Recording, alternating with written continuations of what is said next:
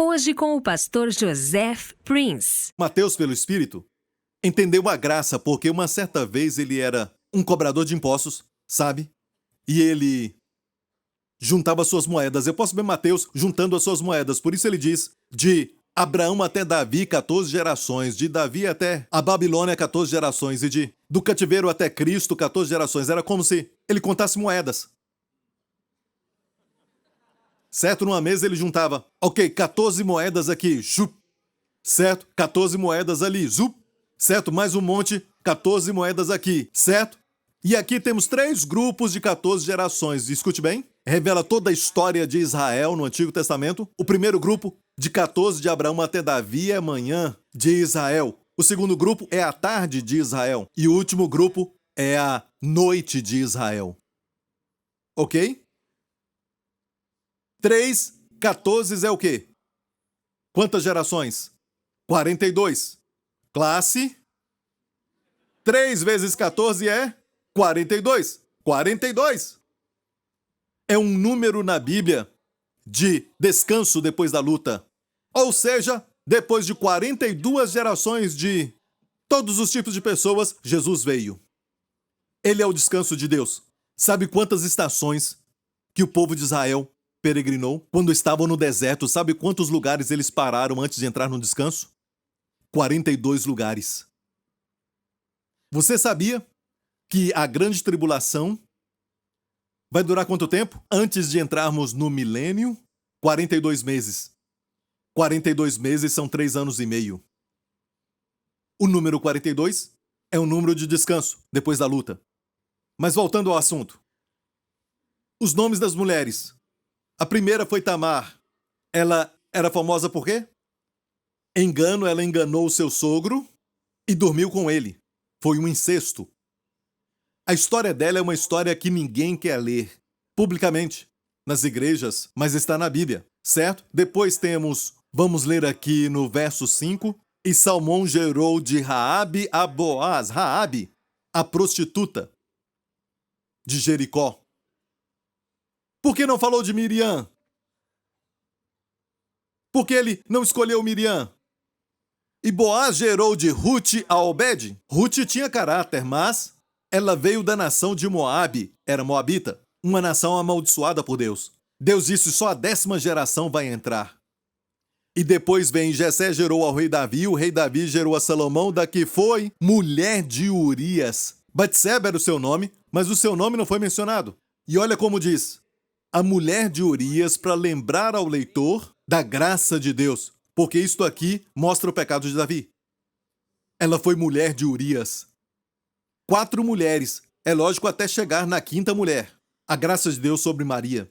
E Maria, é lógico, foi a mãe de Jesus. Mas por que em toda a genealogia de 42 nomes, certo? E temos muitos nomes ilustres entre elas, Miriam, também Débora, sabe, Esther, mas não aparecem aqui. Ok? Deus escolheu essas 4 mulheres. Vamos falar de Tamar para terminar. Tamar. E Judá gerou de Tamar a Perez e a Zerá. Tamar quer dizer palmeira. E Tamar, esta mulher Tamar, aconteceu o seguinte. Ela tinha um marido, ok? E este homem, na verdade, era um homem malvado, sabia? E por isso, então, ele acabou morrendo. A Bíblia diz, Deus o matou, certo? O Senhor o matou. E ela não teve filho, e eles tinham prometido para ela que o irmão mais novo dele cresceria e casaria com ela, mas foi dado a outra mulher. E ela ficou irada, e ela, na verdade, se disfarçou então de uma prostituta um certo dia, e ficou ao lado de uma estrada, e Judá não sabia que era sua nora. Judá, um dos 12 filhos de Jacó, e ele dormiu com ela, achando que era uma prostituta.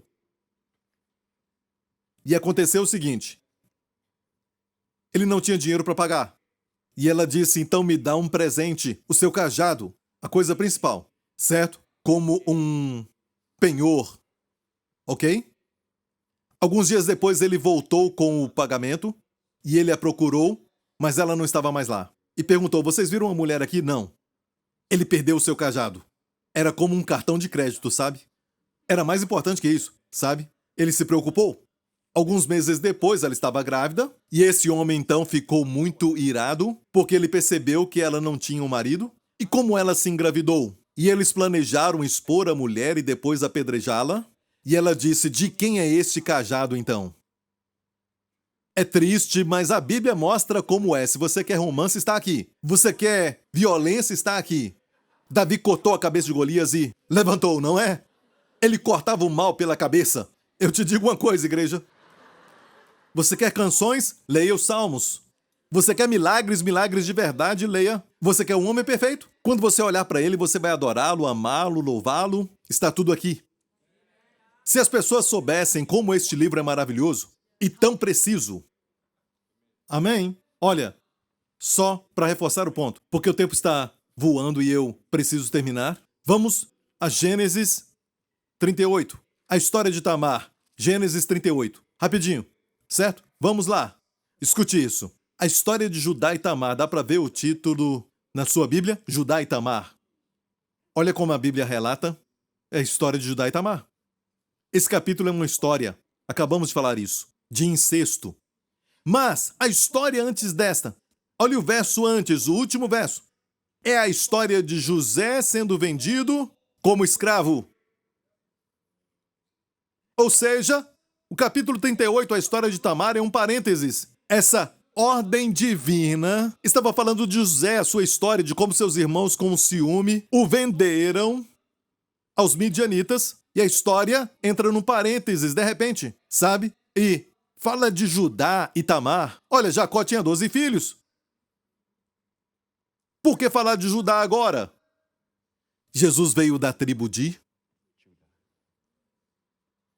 Os rabinos fizeram essa pergunta. Por que esse capítulo está bem no meio da história de José? Olha, antes do capítulo 38 começar, olha o final do 37. E os midianitas venderam-no no Egito a Potifar, oficial de Faraó, capitão da guarda. Olha o final, no próximo capítulo, capítulo 39, certo? Depois da história de Tamar e Judá, capítulo 38. Olha o capítulo 39, volta para a história de José. E José foi levado ao Egito. Viu isso? Olha para mim. Tem uma outra revelação. Você está pronto? Está pronto? Lembra que eu falei que José é um tipo de Jesus? Amado pelo Pai, rejeitado pelos irmãos, ok? Se tornou o pão da vida para o mundo dos gentios. Agora olha isso. Em que momento a história de Judá começou? E olha bem, judeus, você fala judeus hoje? Por que você chama um judeu de judeu? Está relacionado a Judá. Ok? Deus está nos falando que, neste momento, exato em que Israel, neste caso os irmãos rejeitaram a sua carne e sangue. José, quando rejeitaram a José, a história entra no parênteses sobre Judá. Então vamos ver isso profeticamente. Ou seja, quando Israel rejeitou o Messias deles, o José celestial. Ok? Deus focou naquilo que aconteceu com Judá. Capítulo 38. E aconteceu no mesmo tempo que Judá desceu de entre seus irmãos e entrou na casa de um homem de Adulão, cujo nome era Ira. E viu Judá ali a filha de um homem cananeu, cujo nome era Sua. Olha, isso tem um significado. Durante o tempo da rejeição de Jesus pela nação de Israel, Israel se espalhou entre os gentios. Peregrinaram. E eles tiveram, então, relacionamentos com gentios. Deus queria que eles ficassem na sua terra, um povo único para mostrar a sua glória e bondade. Mas por causa da rejeição, eles foram espalhados no mundo, como Judá foi aos cananeus, uma mulher que se chamava Sua. E você sabe o que é Sua em hebraico? Riqueza. Bens. E essa é a história do povo judeu no mundo inteiro, por onde eles vão, certo? Eles encontram até... E eu falo isso com muito cuidado, porque tem pessoas que são contra os judeus e que me ouvem. Tem gente que fala, viu o que aconteceu com eles? Isso magnifica a glória de Deus. Mas no mundo inteiro eles procuram por riquezas. Porque se esqueceram do Messias que já veio. Você está entendendo? Mas vem o capítulo 39. A história do Messias de novo. Você está entendendo? Então temos a interpretação profética e também uma interpretação natural também. Por quê? Os rabinos perguntam, entre todos os filhos de Jacó, por que Judá foi mencionado e mencionado de uma forma específica? Muito triste, sabe? Até mesmo um fato que não tem de que se orgulhar. Por quê? Deus mostra que no meio dessa escuridão, Deus vai enviar seu filho. Deus envia o seu filho. Você entendeu isso? Essa é a história de Tamar. Ela se tornou a tataravó de Jesus. Uau!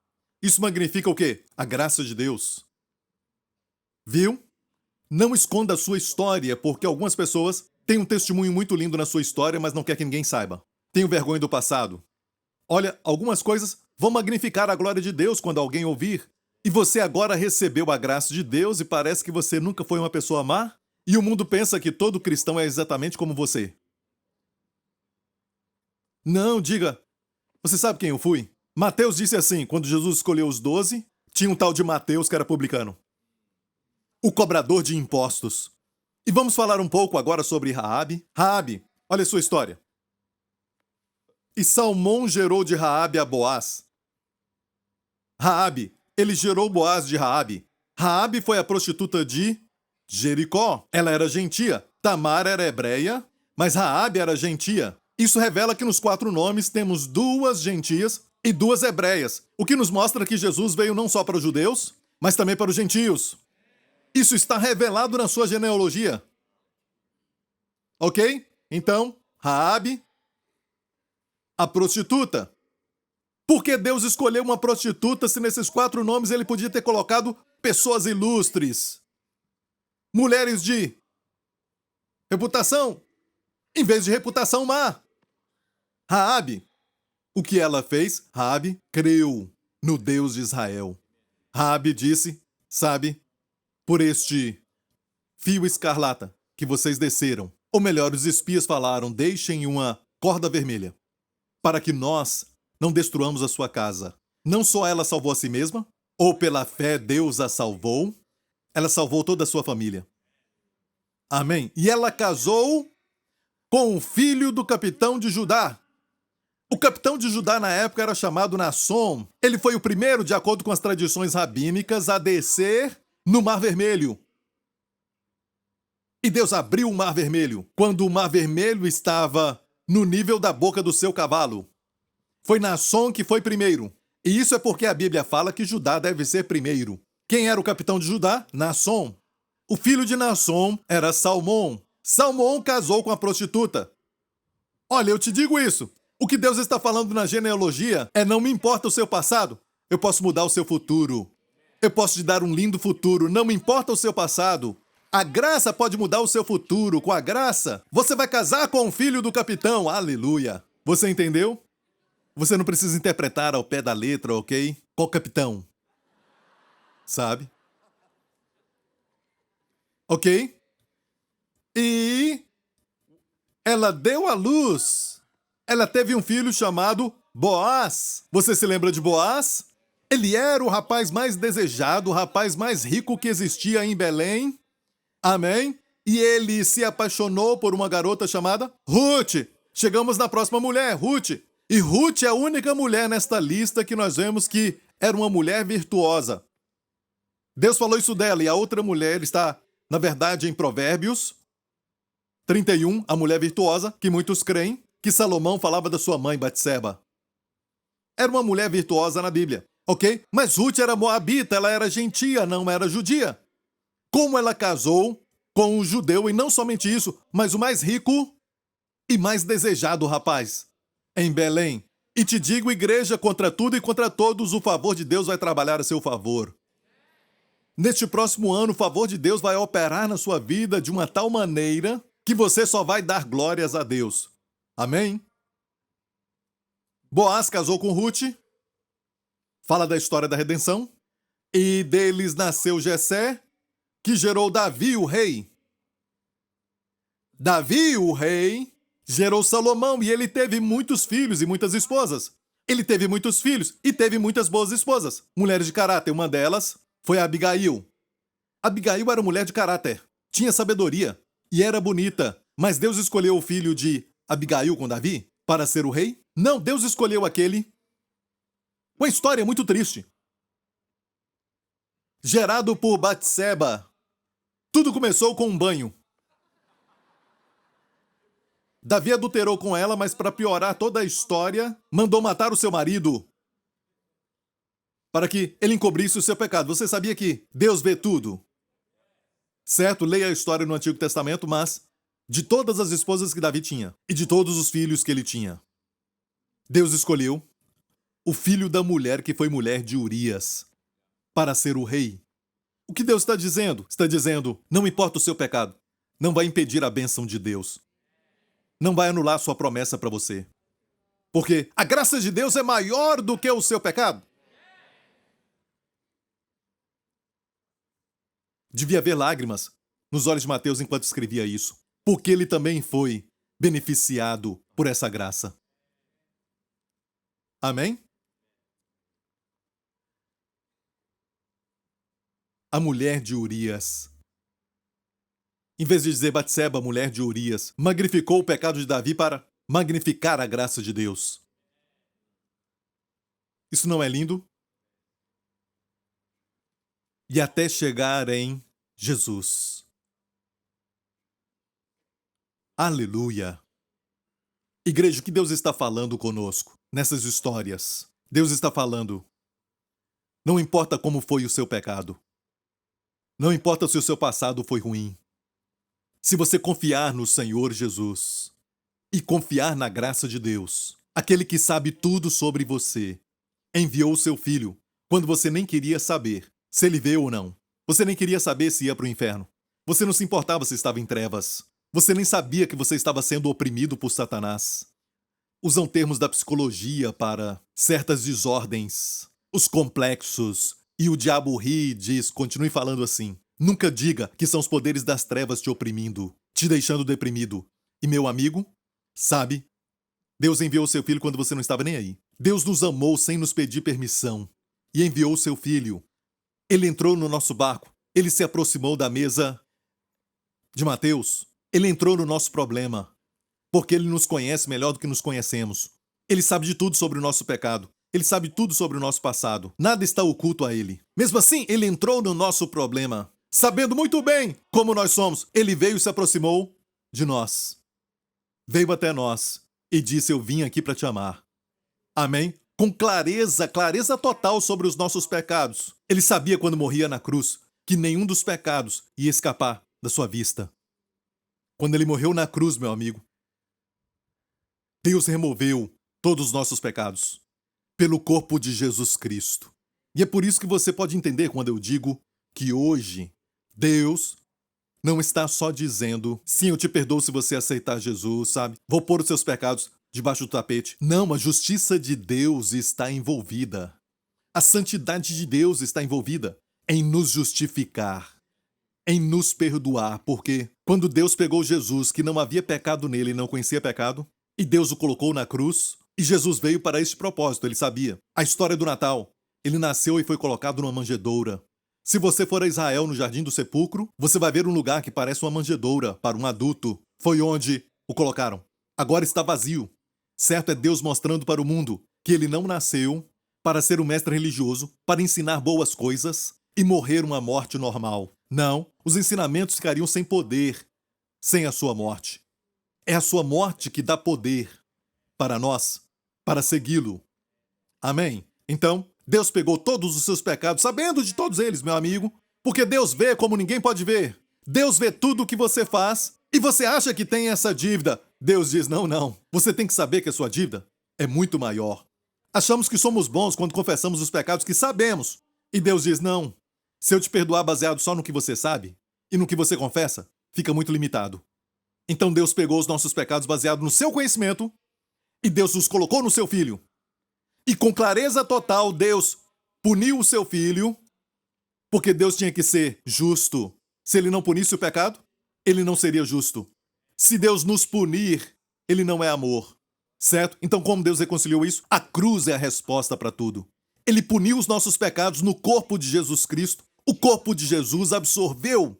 E daqui uns dias eu vou te mostrar um vídeo como um furacão com todos os pecados e todas as doenças destrutivas e depressão, o medo e todo tipo de opressão como um redemoinho negro em cima da cruz. E de repente, vum, no corpo de Cristo.